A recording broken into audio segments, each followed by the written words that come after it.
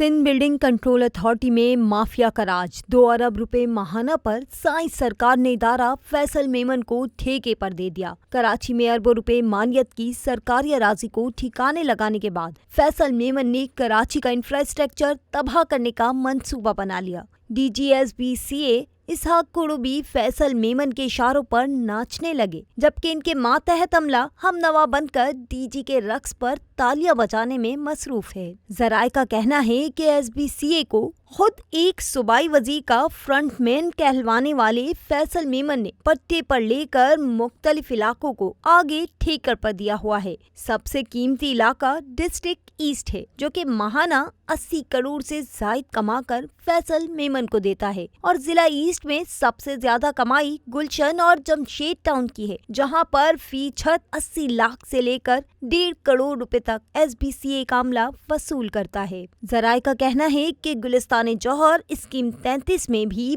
बड़े पैमाने पर फैसल मेमन ने गैर कानूनी तामीरात का सिलसिला शुरू करा दिया है, जबकि DGSBCA को सिर्फ जिला सेंट्रल दिया गया है और हिदायत की गई है कि जिला सेंट्रल में सिर्फ गैर कानूनी तामीरात की कमाई वो अपने पास रखें और मातहत अमले को भी खुश रखें, जबकि जिला वस्ती के भी तमाम बड़े काम फैसल मेमन खुद कंट्रोल करता है। जराए का कहना है कि माहाना 1 करोड़ रुपए हिस्सा मिलने पर इसहाक खुरो ने भी अपनी सीट बचाने और फैसल मेमन के इशारों पर नाचने में ही आफियत समझी हुई है। यही वजह है कि फैसल मेमन के रात के 3 बजे भी DG को डिफेंस के एक बंगले में तलब करके हिसाब किताब शुरू कर देता है। जराए का कहना है कि सिंध हुकूमत भी फैसल मेमन के मुबैना करीब वजीर की ताकत की वजह से तमाम मामलात पर खामोश है। जराए का मजीद कहना है कि फैसल मेमन पर जमीनों की जालसाजी के हवाले से एक अहम तहकीकाती इदारे ने तफ्तीश का